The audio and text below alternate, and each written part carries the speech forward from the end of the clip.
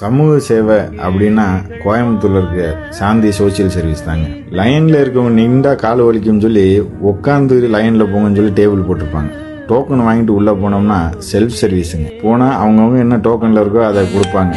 இங்க 20 ரூபாய்க்கு மேல எந்த பொருளும் கிடையாதுங்க. ஹை குவாலிட்டியில இருக்கும். இப்படி ஒரு கேசரியை நான் எங்கேயுமே சாப்பிட்டதில்லை. இந்த பூரி 20 ரூபா, இந்த சாமை பொங்கல் 20 ரூபா தான். எல்லாமே 20 ரூபாய்க்கு மேலே இல்லை. மதியானம் அன்லிமிட்டெட் சாப்பாடு 20 ரூபா தான்.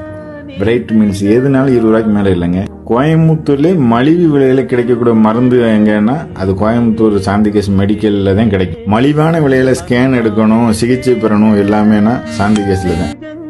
தரமான பெட்ரோல் போடணும், டீசல் போடணும், அதுவும் சாந்திகேஸ் பெட்ரோல் பங்கு தான் மக்கள் நம்புவாங்க. அப்படி நம்பிக்கையான ஒரு சர்வீஸ் தாங்க சாந்தி சோசியல் சர்வீஸு. அந்த மனுஷன் வாழ்ந்த காலத்தில் தன்னோட ஃபோட்டோ கூட வெளியே தெரியாமல் இருந்தாப்பு. நம்மள ஒரு அரசியல்வாதியாச்சும் அப்படி இருப்பாங்களா? ஊருக்கு ஒரு அரசியல்வாதி தொகுதிக்கு இந்த மாதிரி செஞ்சீங்கன்னா ஏழை மக்கள் நல்லா இருப்பாங்க. உங்களுக்கு தாயா மறக்காம ஓட்டும் போடுவாங்க. சர்வீஸ் சோசியல் சர்வீஸ்னா இதுதாங்க. மக்களுக்கு சேவைனா என்னன்னா சாந்திகேஸ் தான். அரசியல்வாதி இதை மாதிரி நிறுவனங்களை பார்த்தாச்சும் திருந்துங்க. 4 பேருக்கு நல்லது செய்யுங்கயா, நல்லா இருப்பீங்க.